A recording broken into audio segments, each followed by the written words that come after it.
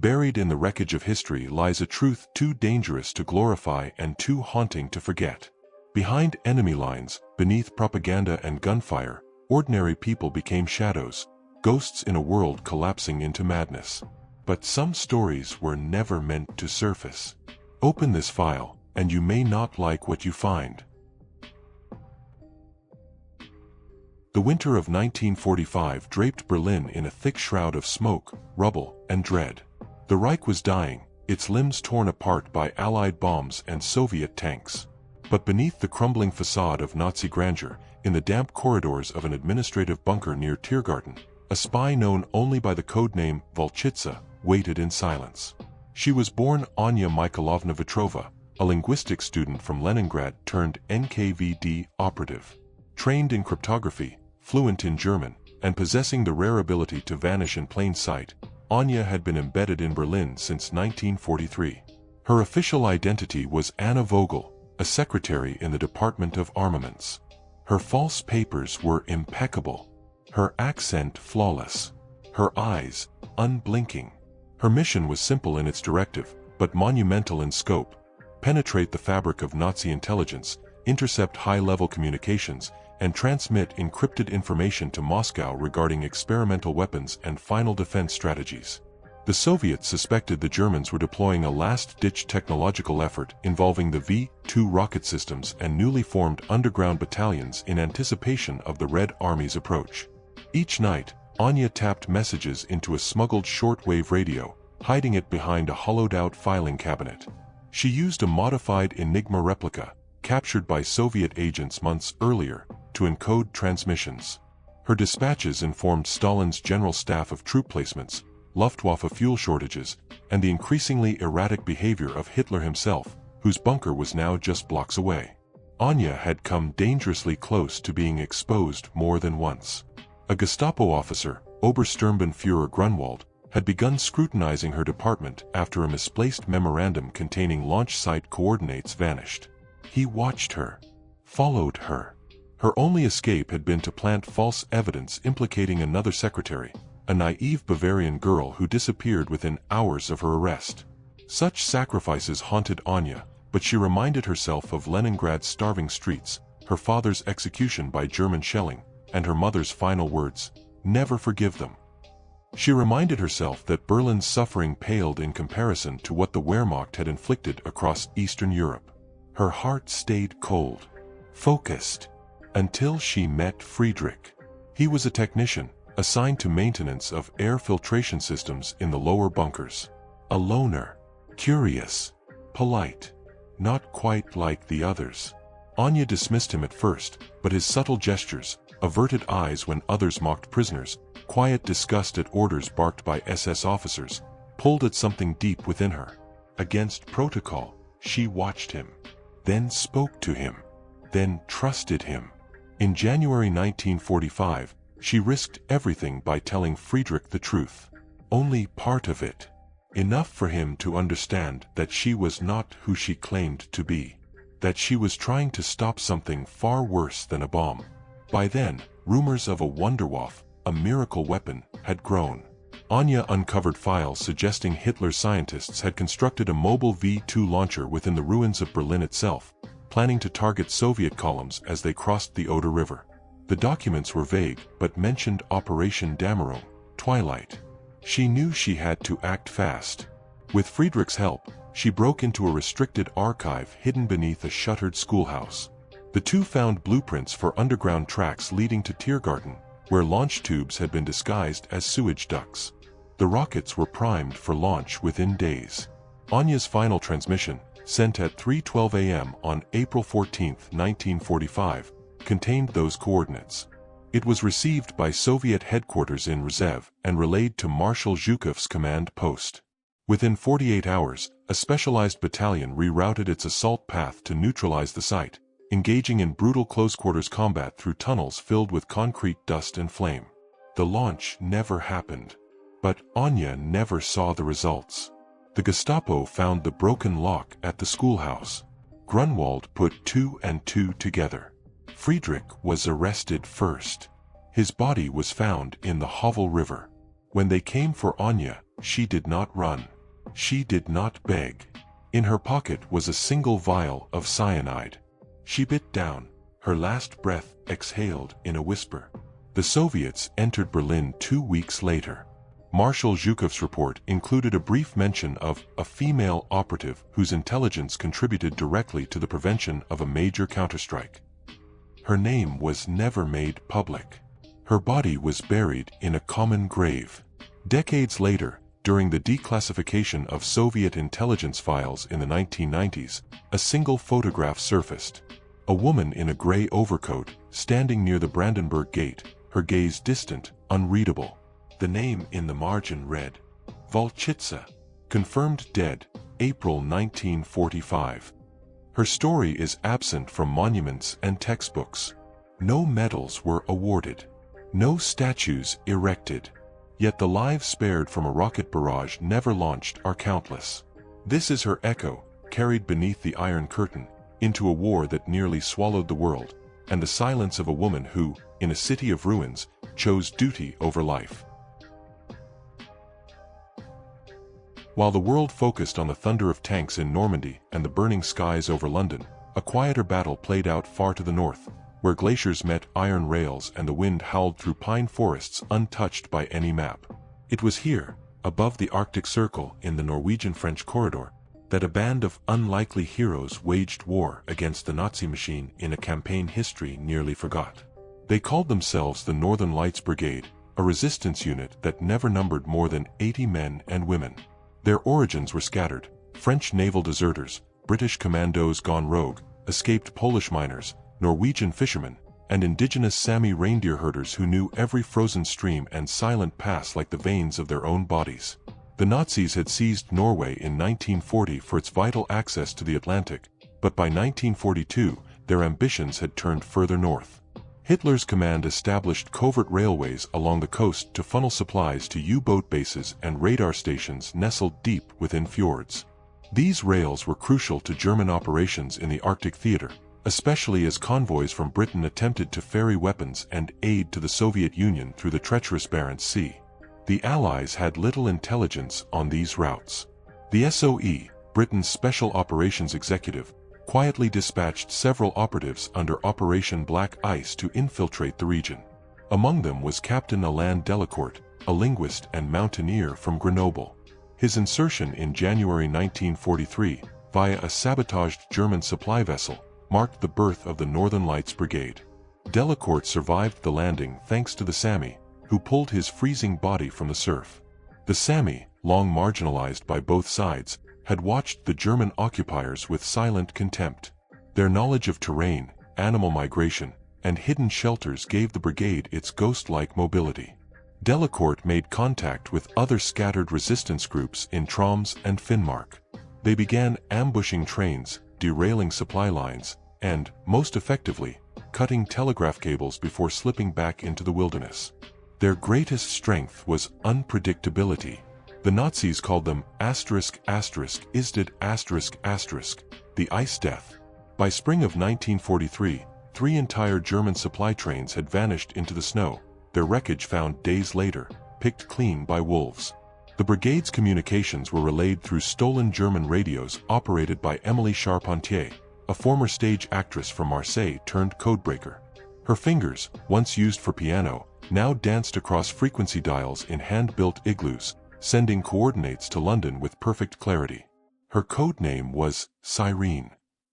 Perhaps their most daring operation came in November 1943.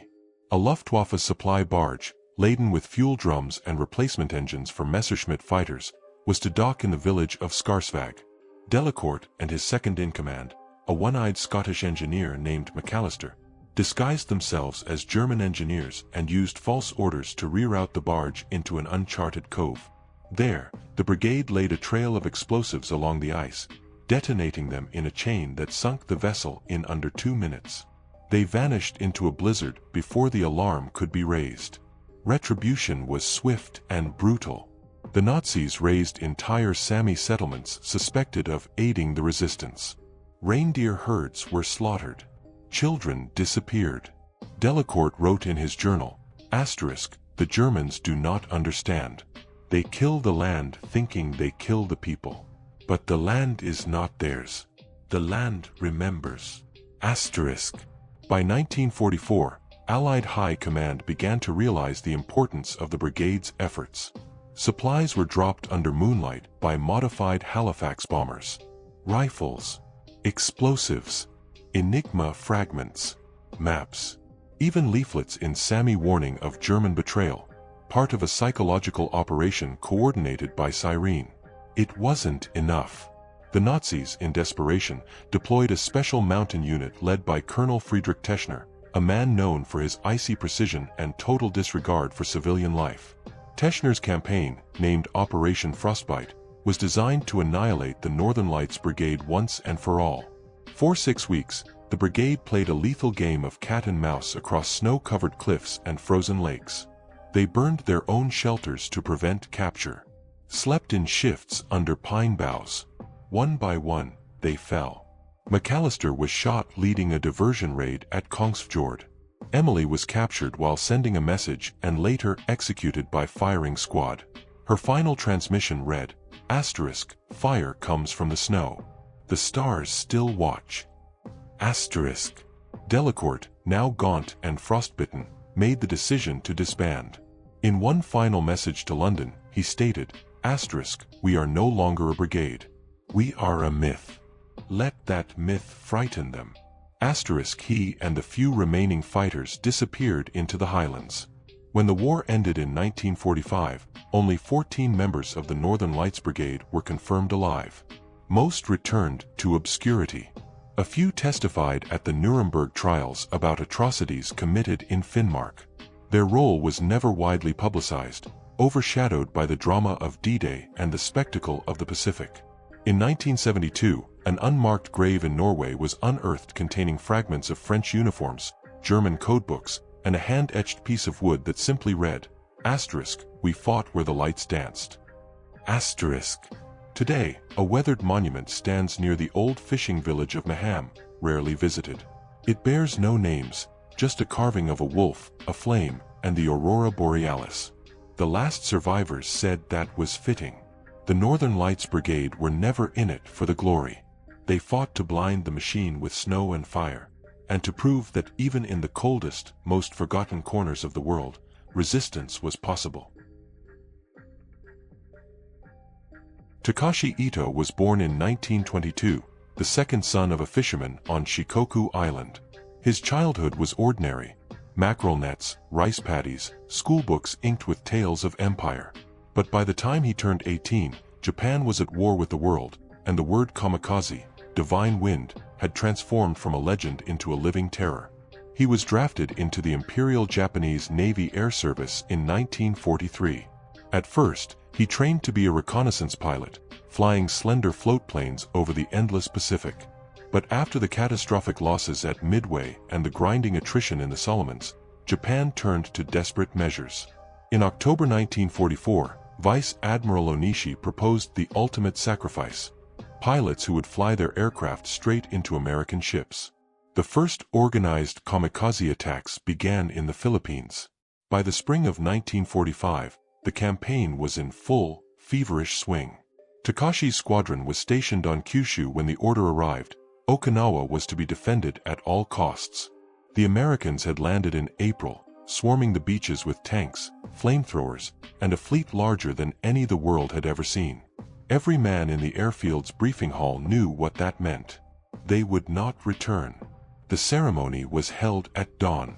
Each pilot received a white silk headband, a cup of sake, and a dagger. Their commanding officer read poems about cherry blossoms and the emperor's eternal glory. Takashi bowed, heart thundering in his ribs. He was 23, a man already older than he ever expected to be. In his letters, never sent, he wrote to his mother, asterisk, if I could be reborn, I would choose to be a farmer again, to grow things, not to destroy them. Asterisk, but in the presence of his fellow pilots, he showed no fear. Their lives had been whittled down to a single axis: duty and death. On April 12, 1945, Takashi climbed into his Mitsubishi Zero. Stripped of armor, packed with 250 kilograms of explosives. His final target was the USS Bunker Hill, a carrier that had bombed Kagoshima the week before. As he taxied onto the runway, he caught a glimpse of cherry trees shedding their petals onto the tarmac. The sight struck him with such fierce nostalgia he nearly wept. But the engine's roar drowned everything. The squadron lifted off into the blue. 5 aircraft in tight formation, climbing into the clouds. Radio silence was absolute. The minutes crawled. Takashi gripped the throttle, sweat pooling in his goggles. As they approached the American fleet, the sea turned silver with tracer fire. Flak burst in black blossoms all around them. 2 of his comrades vanished in flames. A third spiraled into the waves. Takashi locked eyes on the massive silhouette of the carrier. He could see its decks bristling with aircraft and terrified men. He could have closed his eyes. Instead, he looked straight ahead and did something unthinkable. He pulled back. The Zero climbed, its nose rising above the carrier's mast. For an instant, confusion rippled across the American gunners. He banked left, dropping altitude just beyond the flak curtain. His hands shook so badly he nearly lost control. But the instinct to live, to refuse this engineered martyrdom, had overtaken him. Anti-aircraft fire chased him across the sky. A shell clipped his wing, sending shrapnel through the cockpit. Pain seared his leg. Smoke filled his lungs. Takashi fought the crippled plane eastward, desperate to escape both the Americans and his own commanders. He knew if he returned to base, execution would follow. So he flew toward a chain of uninhabited islands he'd seen on reconnaissance charts, little more than reefs and jungle. Hours later, he crash-landed on a rocky shore. The Zero burned behind him as he crawled inland. He hid in the jungle, tending his wound with scraps of fabric, drinking rainwater collected in leaves. 4 weeks, he survived alone, haunted by guilt. He imagined his squadron's disappointed faces. The disgrace he had brought to his family. The Emperor's condemnation. Yet each dawn he woke to the sounds of birds, the taste of life still in his mouth. On May 10th, a U.S. Navy reconnaissance team searching for hidden outposts stumbled upon his camp. When the Marines encircled him, he expected to be shot. Instead, they lowered their weapons. One of them, an interpreter, spoke to him in halting Japanese. They bandaged his leg. Gave him water. The Americans treated him not as a monster, but as a man. A captured pilot, yes, but one whose desperation to live outweighed indoctrination. Over time, he told them everything he knew: squadron deployments, fuel shortages, kamikaze tactics. It was not loyalty to America that made him speak. It was the simple conviction that enough men had died. When the war ended with the atomic bombings of Hiroshima and Nagasaki, Takashi was transferred to a POW camp on Guam. Interrogators came and went. He remained stoic. On the day Emperor Hirohito's surrender was broadcast, he wept uncontrollably, both in relief and shame. He returned to Japan in 1946. No parade welcomed him. His surviving family met him with stunned silence. For years he lived as a pariah, the pilot who refused to die. He became a teacher in a small fishing village, never speaking of the war. Only in old age did he begin to write his memories, testament to the human heart's final claim on its own destiny. In 1985, he visited Okinawa for the first time. At the memorial to the kamikaze dead, he laid a wreath of white chrysanthemums. He bowed deeply. He whispered to the names carved in stone, "Forgive me." But in that act of remembrance, he felt no regret for living. The cherry blossoms still fell each spring, and each time he watched them, he knew he had chosen not to be the divine wind, but a man who turned away from fire. In 1939, as Nazi Germany's appetite for conquest turned from Czechoslovakia to Poland, a quiet revolution began in a brick-walled laboratory hidden behind the spires of Cambridge. Among the brilliant minds bent over cipher sheets and vacuum tubes was a woman few noticed at first, a woman who would, in time, build the machine that cracked the uncrackable code. Her name was Margaret Winslow. Born to a family of railway clerks, she showed a rare genius for mathematics and mechanical engineering by the age of 12. Cambridge awarded her a scholarship in 1936, and by 1938 she was one of the few women ever invited to consult on cryptographic devices for the British government. But when war broke out, her world narrowed to a single purpose: deciphering Enigma. The German military believed the Enigma cipher was invincible. Each day, operators reset the machine's rotors to new positions. With over 150 million combinations, it was a fortress of mathematics. The first breakthroughs had come not from Britain but from Poland, where Marian Rejewski's team had reconstructed an Enigma. When Poland fell, those blueprints reached Bletchley Park. Margaret was dispatched there under strict secrecy. Officially, she was a statistical clerk. Unofficially, she was tasked with designing a mechanical apparatus that could search combinations far faster than any human mind. In a drafty hut, she worked alongside Alan Turing and Gordon Welchman to build the bomb, a vast electromechanical brain with dozens of spinning drums and thousands of wires. 4 months, the prototype refused to cooperate. Relays jammed. Rotors slipped out of alignment. Colleagues began to doubt the entire enterprise. But Margaret refused to yield. She slept in a cot behind her workbench, hands stained with oil and solder. One night in February 1940, she stayed awake listening to the muffled radio intercepts in the monitoring room. A German weather report, repeated in standard phrasing, caught her attention. That predictability, *Wettervorhersage*, became the cornerstone for testing rotor positions. With the help of Turing's probability algorithms, she refined a new approach, using cribs, educated guesses of plaintext fragments, to seed the bomb's search. On March 5, 1940, at 2:27 a.m., Margaret's machine finally stopped spinning. The lamps lit up. A sequence of rotor settings blinked in the darkness. She ran the settings through a reconstructed Enigma. The output appeared, garbled at first, then resolved into legible German. It was the daily naval cipher. She stared at it in stunned silence, then burst into tears. The breakthrough arrived none too soon. German U-boats were eviscerating Atlantic convoys. Without access to their signals, Britain faced starvation. Margaret's design made it possible to read Enigma traffic almost daily, guiding escort ships to intercept wolf packs and saving thousands of tons of supplies. Yet her success was a secret buried in layers of classification. In official reports, credit for the bomb's design was often attributed to her male colleagues. Even inside Bletchley, few knew the full extent of her contribution.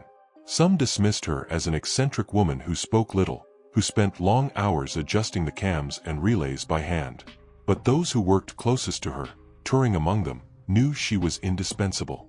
As the war ground on, Margaret faced an unexpected test of conscience. In 1943, decrypted messages revealed German plans for intensified bombing of civilian targets in Eastern Europe. One sequence detailed transports bound for Auschwitz. Margaret begged her superiors to relay the intelligence to resistance networks. But MI6 refused. Protecting the secret of Enigma decryption took priority. She never forgot that. For the rest of her life, she carried the knowledge that the machine she had built saved countless soldiers and sailors, but could not save those she most wished to protect. In May 1945, as victory celebrations erupted across Britain, she packed her notes into a crate labeled "Property of His Majesty's Government" and signed the Official Secrets Act. She returned to Cambridge to teach engineering to women, though she could never reveal the truth of her wartime work. Decades passed. In 1974, the story of Bletchley Park began to emerge. When the files were declassified, Margaret's name was finally acknowledged in a single line of a government report: Miss M. Winslow, Principal Engineer of Bomb Subassemblies and Relay Configuration. In 1981, she was invited to address a gathering of young computer scientists. Standing before a new generation, she described her long nights beside the humming drums of the bomb.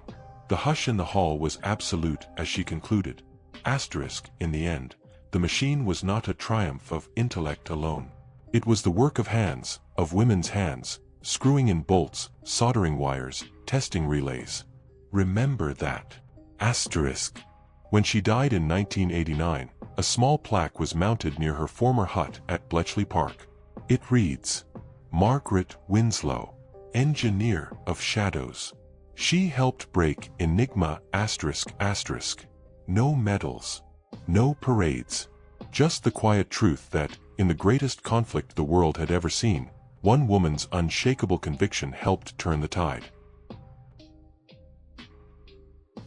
By late summer 1944, Warsaw was a city on the brink. The Red Army had surged to the Vistula River, and the Polish underground, home army fighters, partisans, students with rifles older than their fathers, rose up to liberate their capital from the Nazis before Stalin's tanks could roll in and claim it. The uprising began on August 1st. By midnight, flames were already devouring rooftops. Ammunition ran low. The Germans answered with artillery, Luftwaffe bombers, and armored columns that crushed barricades as if they were twigs. Yet amid the chaos, a voice crackled through hidden radios all across Warsaw, a signal that would become the lifeline of a dying rebellion. They called it Radio Błyskawica, radio lightning. The station was the work of engineers and codebreakers who had spent years preparing for this moment. Hidden in the ruins of a bombed-out townhouse on Kredytowa Street, the team built a makeshift studio behind a false wall. Every evening, they broadcast a few precious minutes, instructions to fighters, messages to the Allies, news of the city's agony. At the microphone sat Aniela Nowak, 26 years old, a journalist before the war. Her voice, calm, resolute, was the only connection thousands of Varsovians had to each other as their world crumbled. From the first night, Aniela understood their chances were desperate. She had seen the Soviet vanguard halt on the far bank of the Vistula. Stalin would not help them, not yet. Still, she and her colleagues believed that if the world heard Warsaw's defiance, help might come. The American and British governments might be shamed into action. So every evening, she climbed behind the microphone, smoothed her hair with shaking hands, and read the latest communiques. Asterisk, to all Poles, Warsaw fights on. Our barricades hold in Śródmieście and the Old Town. Our will is not broken. Asterisk. On August 5th, SS units under Oskar Dirlewanger swept through Walla, massacring civilians in reprisal. Aniela's voice did not falter. She read the names of the slaughtered streets, one by one. She ended with a poem she had written herself, never signing it. Asterisk, we are the ashes that will sow tomorrow's fields. Asterisk. The signal was weak, the transmitter aging. German triangulation teams hunted for it every hour. The radio moved constantly, first to a cellar near the Saxon Garden, then to a schoolhouse. Each time, Aniela and the engineers carried the heavy equipment on handcarts through alleys choked with rubble and corpses. Once, as she prepared to broadcast, the Germans unleashed a wave of Stuka bombers. The building convulsed as a direct hit collapsed half the roof. Dust filled the air, choking her. She wiped her face, cleared her throat, and spoke into the microphone as chunks of plaster fell around her. By September, the insurgents were starving. The old town had fallen. Soviet artillery on the far shore did nothing. Still the broadcasts continued. Aniela became more than a voice, she became the spirit of the uprising. Women wept when they heard her. Fighters in the sewers, crouched knee-deep in filth, clung to her words. Allied planes finally began parachuting supplies. Too little, too late. But the station's most important mission was not weapons.